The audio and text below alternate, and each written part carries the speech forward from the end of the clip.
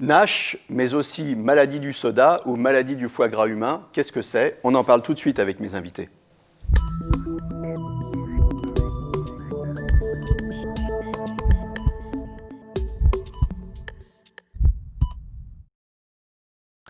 Alors avec moi sur le plateau, le docteur William Bérébi, vous êtes gastro-entérologue et pathologue et vous êtes aussi l'auteur de Diagnostic et thérapeutique. Avec moi aussi Marc Landau, vous êtes responsable formation et application clinique à la société Ecosens. Et Joël Houy, vous êtes notre témoin du jour et c'est avec vous qu'on va commencer aujourd'hui. Alors vous, votre aventure commence à la retraite, 2006, et comme beaucoup de retraités, vous dites tiens, je vais faire un check-up. Bonne ou mauvaise idée, souvent on trouve des choses. Alors vous, justement, comment ça s'est passé? Écoutez, effectivement, comme vous venez de le dire, c'est au moment de la prise de retraite que j'ai commencé à faire un petit bilan de tout ce qu'il en était. Et on a découvert, en définitive, une petite surprise auquel je ne m'attendais pas, à savoir un taux de ferritinémie relativement élevé. D'accord. Vous aviez déjà du diabète, ça vous le saviez. Un petit peu. Du cholestérol. Un petit peu de cholestérol. Un petit peu. Voilà. Mais la cerise sur le gâteau, c'était la ferritinémie qui est arrivée. 3 fois supérieure au taux normal. Absolument, absolument. Bon. Et donc ça, vous ne saviez pas ce que c'était la ferritine? Absolument pas. Bon, il y avait le mot fer, ça me disait quelque chose, mais bon, je dis tiens, je suis un peu plus lourd. Non, c'est pas ça. Donc, à la suite de ça, mon médecin m'a adressé directement auprès de mon docteur préféré, le docteur Bérébi, pour suivi et etc. Diagnostic. Donc biopsie à l'hôpital pour voir ce que tout à fait. vous aviez exactement. On faisait biopsie, oui. Et là, on a découvert une stéatose portale à 40%. Enfin bon, une fibrose portale. Fibrose portale. Et puis, à la suite de ça, il a été diagnostiqué un traitement à base de prélèvement de sang par saignée. Pas d'alerte, pas de gêne, rien du tout. Vous êtes tombé de l'armoire. Oui, tout à fait. Oui, tout à fait, absolument. Alors là, vous alliez au check-up à peu près les mains dans les poches, tranquille où est-ce qu'on dit. C'était la grande surprise. Oui, je ne m'attendais pas à ça. Bon, j'y allais vraiment pour un petit contrôle de routine et juste avant ma retraite. C'est important de le dire parce qu'en fait, c'est une maladie sournoise. On va y revenir. Pas de symptômes, pas de gêne. Et c'est quelque chose qui s'installe qui s'installe progressivement. Tout doucement, avec aucune manifestation particulière. Qui prend de l'ampleur très rapidement. Arrivé à un stade, ça augmente très très rapidement. Les traitements, on va y revenir. Alors, régime alimentaire, finalement, c'est celui que vous suiviez déjà pour le cholestérol et le diabète, c'est ça? Un petit peu. Mais peut-être vous avez fait un petit peu plus attention. Un peu plus d'attention, donc il fallait se limiter quand même encore. Il y avait un petit peu d'alcool, il fallait supprimer totalement l'alcool, même une petite bière. Enfin bon, on prenait une petite bière de temps en temps, mais enfin, suppression quand même totale de l'alcool. Et puis bon, le reste, il fallait faire attention. Mais vous ne buviez pas beaucoup quand même? Non, pas du tout. Non, les triglycérides, les gamma, les machins, tout ça, c'était au bilan, était assez satisfaisant de ce côté-là. Pourquoi c'est arrivé cette ferritinémie? J'en sais strictement rien, tout compte fait. C'est un grand mystère et c'est là où c'était, à mon avis, un peu inquiétant, comme vous l'aviez précisé, parce que bon, c'est insidieux. Vous aviez une alimentation riche, malgré tout, si vous faisiez un peu de cholestérol, un peu de diabète. Il est évident que j'étais un bon vivant. J'avais un métier qui faisait que j'étais pas souvent à la maison et que restaurant. Quoi, sur la route, non? Oui, beaucoup sur la route, j'étais commercial. Les bouffes clients, tout ça. Oui, on faisait quand même très attention. On n'était pas à l'époque des grandes bouffes, mais on faisait quand même beaucoup de routes, on mangeait. Ceci dit, vous avez perdu beaucoup de poids, non? Tout à fait. Vous avez perdu combien de kilos, là? Par rapport à cette période-là, j'en suis à 12 ou 13 kilos. Oui, donc c'est quand même, quand même significatif. Et alors, plus inattendu, donc on vous a recommandé de faire un régime, et plus inattendu, vous avez fait des saignées. Alors là, on se retrouve à l'époque de Molière, le docteur Doifarus, qui on va vous faire des saignées tout le temps. C'est ce qu'on vous a fait. Tout à fait. Et ça a marché, ça. Alors, c'est comment les saignées? C'est pas comme à l'époque de Molière avec la grosse seringue, mais quand même, c'est le même principe. Quand vous allez vous faire une prise de sang, c'est le même principe, mais au lieu que ce soit une petite fiole de quelques millilitres, là, c'est un flacon de 400 cc qu'on vous retire. C'est ni plus ni moins comme si vous alliez donner votre sang. On vous fait une injection et puis voilà, le sang coule. Alors, il fallait que je descende très rapidement le taux de ferritinémie en 6 mois, c'est-à-dire de mai 2006 à décembre 2006. il y a eu exactement 12 saignées de 400 cc. Donc c'est un renouvellement relativement très important. Pour en arriver de 900, je ne sais plus la norme, nanogrammes par millilitre, de 900, arriver à ce qu'avait déterminé le docteur, être en dessous des 50 nanogrammes millilitres. Et j'en suis arrivé à 48. Il y a eu, donc c'est bien, dans les objectifs, comme on dit dans le monde des commerciaux. Il a été assidu. Alors, ce que vous avez fait, il y a eu ces 12 saignées, et après, il y a eu une autre série. Hein, il a fallu stabiliser, c'est surtout ça. Le problème, c'est qu'en définitive, le corps est habitué, je crois, peut-être, je ne suis pas sûr, mais à refaire des tas de choses. Et régulièrement, le taux de ferritinémie remontait. Et dès qu'il remontait et dépassait 50, j'allais à nouveau refaire une saignée pour le faire redescendre sous ce niveau des 50 nanogrammes. Aujourd'hui, tout est OK.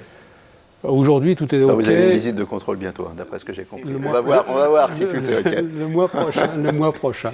Non, mais pour information, la dernière saignée a eu lieu en 2012. Oui, donc il y a longtemps. Après 24 saignées. Docteur William Bérébi, les NASH, qu'est-ce que ça veut dire d'abord, NASH? Alors, NASH, c'est en français la stéatohépatite non alcoolique. Alors en fait, ça fait partie des stéatoses hépatiques métaboliques, et ça va de la stéatose, c'est-à-dire du foie gras, hein, qu'on retrouve à l'échographie, à la stéatohépatite, c'est-à-dire que lorsque le foie est agressé et lorsque les cellules hépatiques commencent à être détruites. Et c'est là où ça devient dangereux, c'est quand il y a une destruction du foie. Pourquoi on appelle ça la maladie du soda ou la maladie du foie gras? C'est lié à l'alimentation qui est beaucoup trop riche à notre époque, c'est ça? Oui, on mange trop, il y a 25% de la population en France qui est en obésité, il y a 25% d'ailleurs de gens qui ont cette stéatose métabolique hépatique, et donc les gens mangent trop de soda, trop de fast-food, etc. Trop de plats préparés, donc toute cette alimentation qui fait que la population grossit d'une façon linéaire depuis plusieurs décennies maintenant.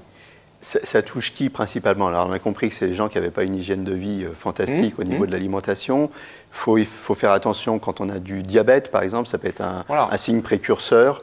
Alors, en fait, comment on arrive au diagnostic? Parce qu'en fait, il n'y a pas de symptômes, c'est ça le piège, c'est-à-dire que le patient, il ne se plaint de rien, il n'a pas mal, il n'a pas de troubles digestifs, il n'a rien. Donc en fait, le risque, ça va être silencieux et qui va progressivement développer une maladie du foie, une fibrose, puis une cirrhose, avec un risque là vital. Donc en fait, le diagnostic, on le fait par une prise de sang.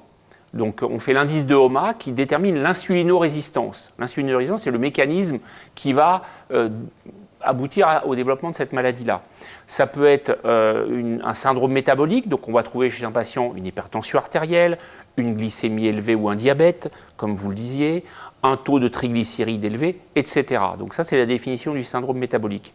C'est tout simplement un patient qui va consulter pour ça ou pour autre chose d'ailleurs, et on va trouver un surpoids ou une obésité, en le pesant tout simplement, et on va lui dire attention, là vous êtes en surpoids et en obésité. Et j'invite tous les médecins d'ailleurs à peser tous les patients évidemment et à calculer l'IMC.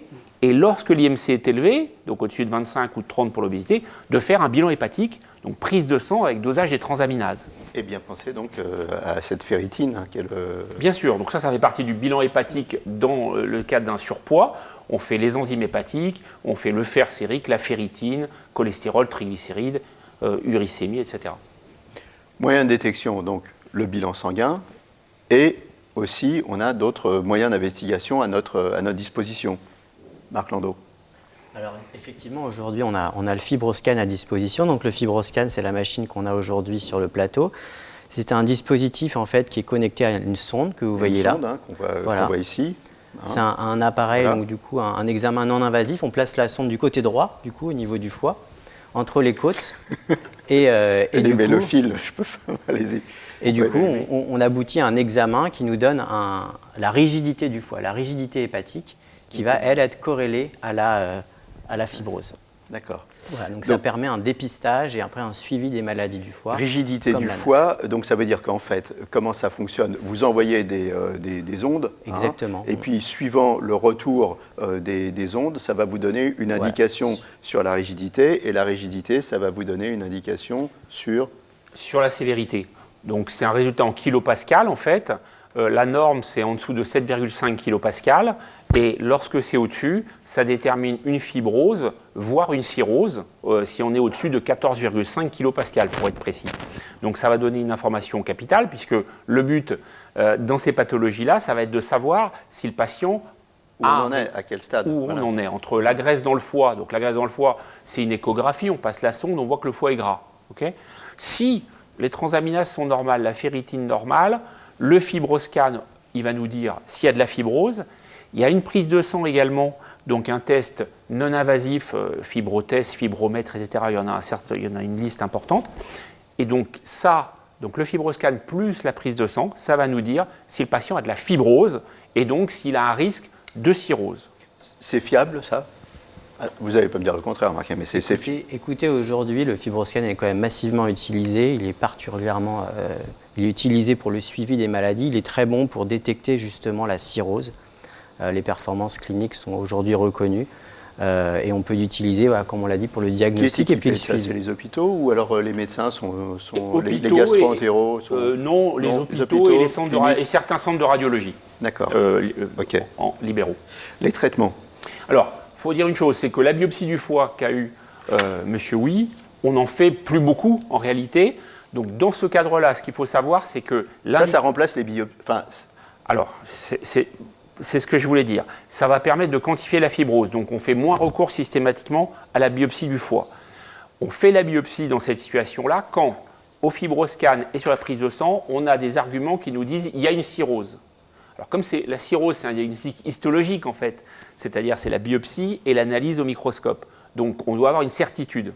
Donc, lorsqu'on veut la certitude, parce qu'on a les tests qui nous l'ont dit, on fait la biopsie du foie. Très rapidement, il nous reste 1 minute et demie, les traitements. Alors, les traitements, c'est perdre du poids, c'est équilibrer le diabète au mieux, et on peut utiliser la vitamine E également, qui marche assez bien. Il y a également le traitement du microbiote, parce que le microbiote intestinal, on n'a pas eu le temps d'en parler, mais il joue un rôle important dans la stéatohépatite non alcoolique. Donc, traitement par prébiotique, probiotique et symbiotique, donc la synthèse des deux. Et ça peut aller jusqu'à la transplantation de microbiote fécal.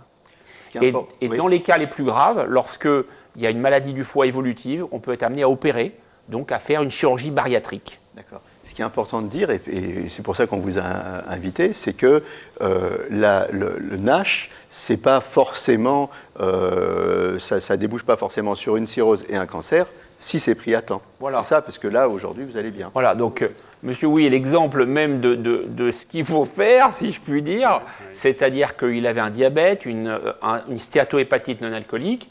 Il a fait ce qu'il fallait, c'est-à-dire on avait 3 axes à ce moment-là, c'est perdre du poids, c'est équilibrer le diabète et puis faire les saignées. Voilà, eh bien, écoutez, c'est super. On espère que votre bilan va être très très bon. Hein, et on vous souhaite le meilleur pour la suite. Merci à tous d'être passés sur le plateau de l'émission. À très bientôt pour un nouveau numéro. Et d'ici là, portez-vous bien.